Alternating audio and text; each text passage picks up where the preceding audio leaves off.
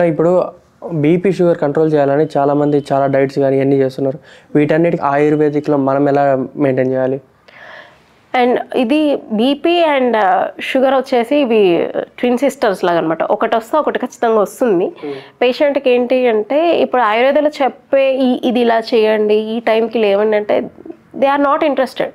అంటే other health care సిస్టంలో ఉన్న ఒక చిన్న ట్యాబ్లెట్ వేసుకుంటే సరిపోతుంది కదా, అది బాగుంది, అది కంఫర్ట్ అనిపించినప్పుడు ఈ చెప్పే వీళ్ళు చాలామందికి ఫాలో అవ్వరు. And still they use to blame us, మేము ఇన్ని చేసాము మాకు రిజల్ట్ రాలేదు.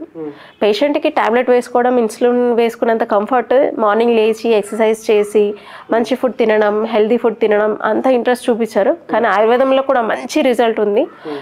రియల్గా మీరు మాకు సపోర్ట్, పేషెంట్ కనుక మాకు సపోర్ట్ ఉంటే మాత్రం డెఫినెట్గా బీపీ అండ్ డయాబెటీస్లో కూడా మంచి రిజల్ట్ ఉంది. చాలామందికి రివర్స్ డయాబెటీస్ కూడా ఉంది, జరిగిన కేసెస్ కూడా మన దగ్గర ఉన్నాయి.